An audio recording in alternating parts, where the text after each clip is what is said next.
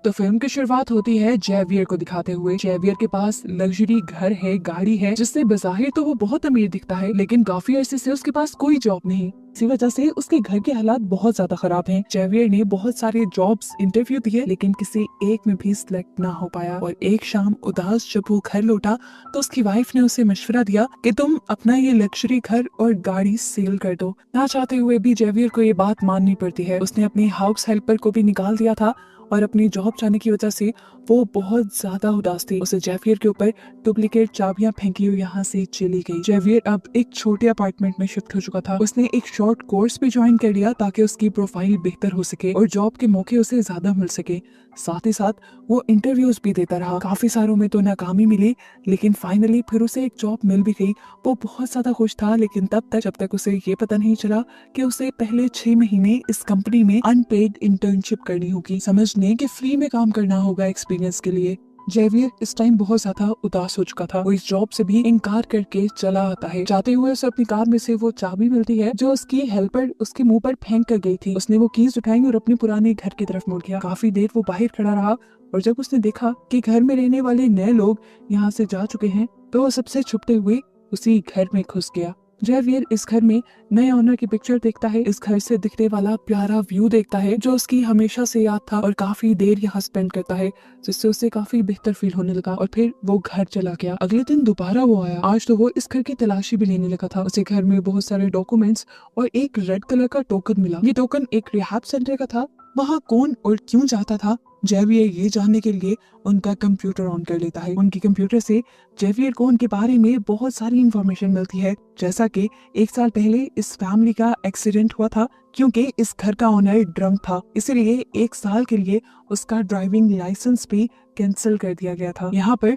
उसे ओनर के पूरे दिन का शेड्यूल भी पता चल जाता है और जेवियर ये भी जान जाता है कि नया ओनर अगले दिन 3 बजे अपने रिहैब जाने वाला था। अगले दिन जेवियर भी उस रिहैब सेंटर पहुंच जाता है जहां सब लोग नशे की लत छोड़ने के लिए जाते हैं। यहाँ पर वो ओनर भी आया हुआ था। जेवियर को यहाँ पहली मर्तबा देखकर उससे भी यहाँ के लोग सवाल करने लगे, तो जेवियर ने अपनी कहानी बनाना शुरू की। उसने बताया कि वो अल्कोहलिक है, यानी बहुत ज्यादा शराब पीता है, जिसकी वजह से उसकी वाइफ और बेटी यानी उसकी फैमिली भी उससे काफी दूर हो गई है। उसकी कहानी बहुत ज्यादा उसके घर के नए ऑनर से मैच कर रही थी, इसलिए फौरन उसने जेवियर को नोटिस करना शुरू कर दिया।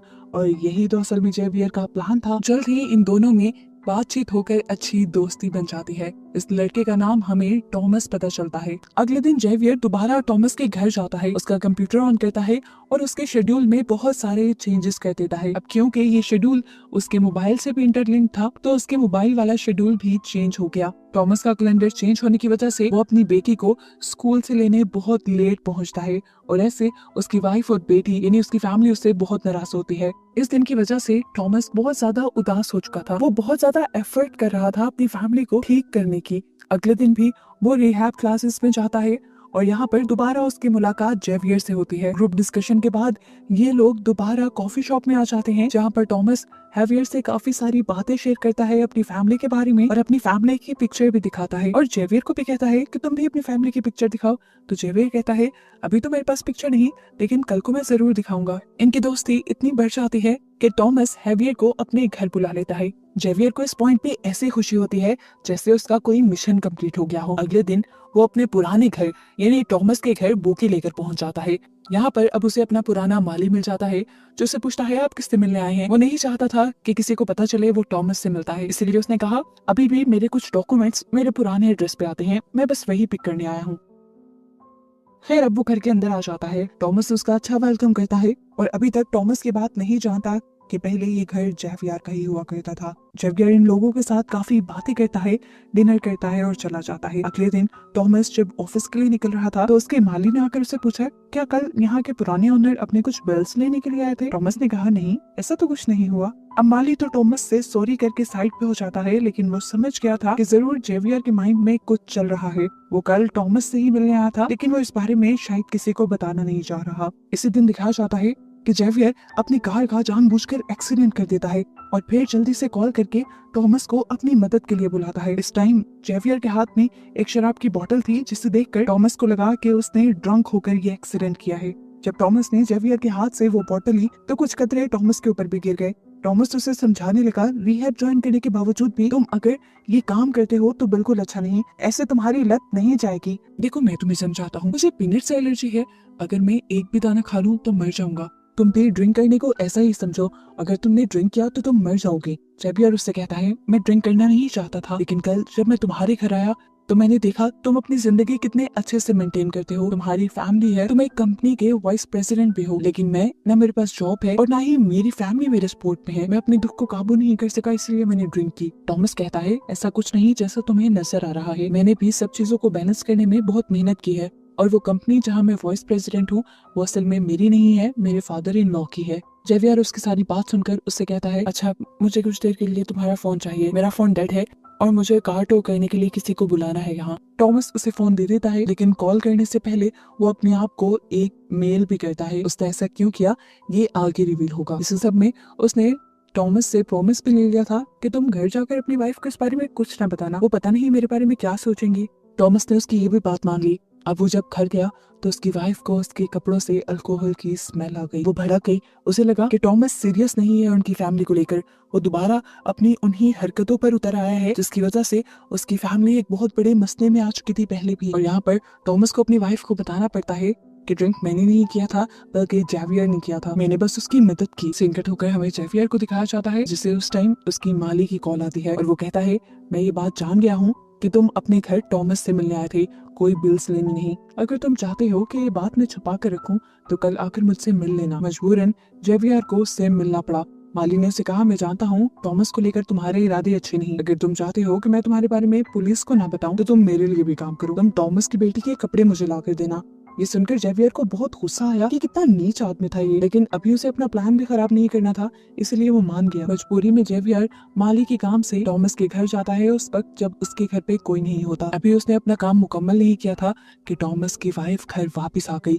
वो बुरी तरह घबरा गया। मजे की बात कि टॉमस की वाइफ इस टाइम जेवियर को ही कॉल करने वाली थी, उसे कुछ कहना चाहती थी। वो उसने जैसे ही कॉल मिलाई तो यहाँ पर जेवियर का फोन बज गया, जिसकी आवाज उसने सुनी भी, लेकिन फिर अपने दिल का वहम समझकर वो अपना काम करके यहाँ से चली गई और फाइनली जेवियर बच गया। थोड़ी देर बाद हम देखते हैं कि जेवियर और टॉमस की वाइफ दोनों एक रेस्टोरेंट में मिले हैं, जहाँ पर टॉमस की वाइफ उससे कहती है कि मैं नहीं चाहती तुम टॉमस से मिलो, मैं नहीं चाहती कि पहले की तरह हम किसी बहुत बड़ी मुसीबत में आए। पहले भी उसकी अल्कोहल वाली आदत की वजह से हमारा बहुत बुरा एक्सीडेंट हुआ, उसमें तो हमारी जान बच गई, लेकिन अब मैं नहीं चाहती कि तुम्हारे साथ रहकर टॉमस को दोबारा अल्कोहल की आदत हो। यहाँ पर जेवियर उसके साथ भी खेल खेल जाता है और बताता है कि ड्रिंक मैंने नहीं की थी बल्कि खुद टॉमस ने की थी। वो उसे टॉमस का एक मेल भी दिखाता है जिसमें लिखा था, जल्दी से यहाँ आओ, मैं मुसीबत में फंस गया हूँ। ये असल में वही मेल है जो जेवियर ने टॉमस का फोन लेके अपने फोन पे उसी टाइम कर ली थी, यानी ये सारा प्लान उसने पहले से ही सोच रखा था। अब घर पे हम देखते हैं कि टॉमस की वाइफ और टॉमस के दरमियान में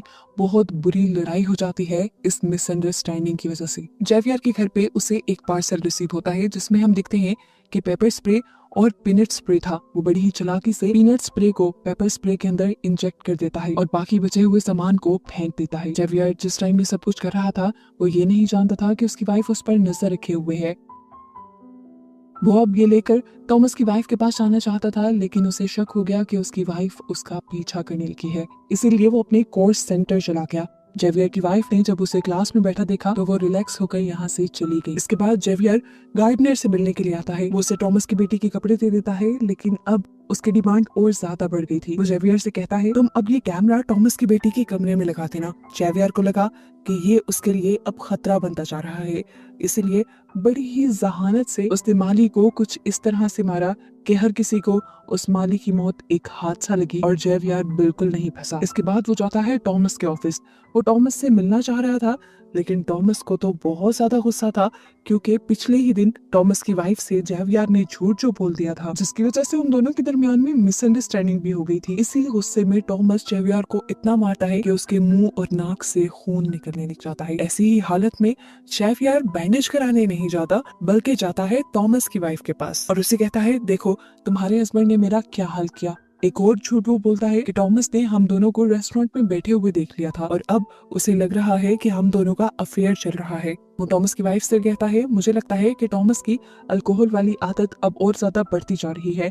नशे और गुस्से में कहीं वो आपको नुकसान ना पहुंचा दे, इसलिए मेरे पास ये पेपर स्प्रे है, इसे आप रख लें। ये वही पेपर स्प्रे था जिसके अंदर वो पीनट सोल्यूशन डाल चुका था। ये देने के बाद वो अपने घर आ जाता है और अपनी वाइफ से कहता है, मुझे कुछ अर्जेंट काम आ गया है, मैं कुछ दिन के लिए शहर से बाहर जा रहा हूँ। हालांकि उसकी वाइफ उससे पूछते रह गई कि कहाँ जा रही है वो, लेकिन वो जल्दी से चला गया। इसके बाद उसने टॉमस की वाइफ को कॉल की और बोला, मैं जानता हूँ कि आपकी बेटी और आप जिमनास्ट के बहुत बड़े फैन हैं। मैं एक मशहूर जिमनास्ट से आप लोगों को मिलवा सकता हूँ। ये सुनकर तो टॉमस की वाइफ बहुत ज्यादा खुश हो गई और टॉमस के साथ चलने के लिए तैयार हो गई। ये लोग जिमनास्ट के साथ एक पिक्चर पे क्लिक करते हैं, इस तरह जिस तरह ये एक फैमिली हो, और जेवियर जानबूझकर ये पिक्चर टॉमस को सेंड कर देता है। इस पिक्चर को देखकर वो टूट गया। दुख ने उसे कहीं का ना छोड़ा और कई महीनों के बाद आज उसने दोबारा ड्रिंक कर ली। बस यही तो जेवियर चाहता था। वो उसकी वाइफ को यकीन दिलवाना चाहता था कि वो अब भी ड्रिंक करता है, और ये सब करके उसने टॉमस को मजबूर किया कि वो ड्रिंक करे। और ऐसे उसकी वाइफ को यकीन हो गया कि उसके हस्बैंड ने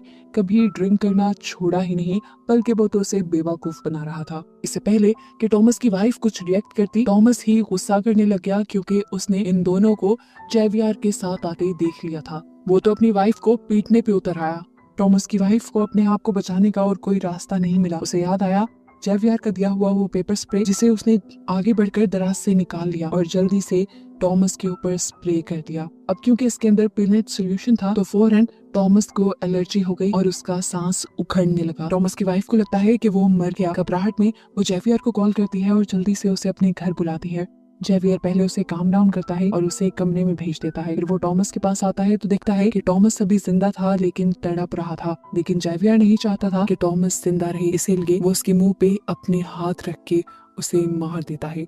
वो पहले से ही ग्लव्स पहने हुए था, मतलब वो टॉमस को मारने के ही इरादे से आया था। और फिर टॉमस आखिर मर जाता है। अब सीन यहीं से कट होकर हमें कई माह बाद का सीन दिखाया जाता है। हमें पता चलता है कि जिस कंपनी का वाइस प्रेसिडेंट पहले टॉमस था, अब उसी कंपनी में वही पोस्ट जेवियर ले चुका है, क्योंकि उसने टॉमस की वाइफ से शादी कर ली थी। टॉमस को मारकर उसने टॉमस की जगह, घर, सब कुछ ले लिया, यहाँ तक कि उसकी फैमिली भी, और अपनी लाइफ सेट कर ली। हम देखते हैं कि यहाँ पर जेवियर से उसकी वाइफ मिलने के लिए आती है, जिसे अब वो डाइवोर्स दे चुका था। वो उसे कहती है, मैं जानती हूँ कि टॉमस को तुमने ही मारा है, क्योंकि तुमने पेपर स्प्रे में जब वो पीनट सोल्यूशन मिलाया था तो मैंने तुम्हें देख लिया था। मैं चाहूँ तो अभी भी जाकर पुलिस को ये बयान दे सकती हूँ। उसकी ब्लैकमेलिंग में जेवियर नहीं आता और उससे कहता है, तुम जो चाहो कर लो। अगर तुम चाहती हो अपने बेटे का ब्राइट फ्यूचर तो तुम ऐसा नहीं करोगी, क्योंकि मैं तुम्हें पैसा देना बंद कर दूंगा।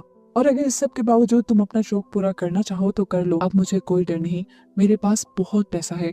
मैं कोई भी बड़े से बड़ा लॉयर करके ये केस जीत जाऊंगा और तुम्हारे हाथ कुछ नहीं आएगा। इसके बाद जेवियर की एक्स वाइफ वहाँ से चली जाती है और जेवियर अब अपने पुराने घर आता है, जिसे वो पहले बेच चुका था, लेकिन ये घर अब दोबारा उसी का हो चुका था। वहाँ वो टॉमस की वाइफ और बेटी को प्यार करता है, जो कि अब उसकी वाइफ और बेटी है। जेवियर इन दोनों के साथ खुश है, उसकी लाइफ अब सेट है, और बस यही दिखाते हुए ये मूवी यहाँ खत्म हो जाती है।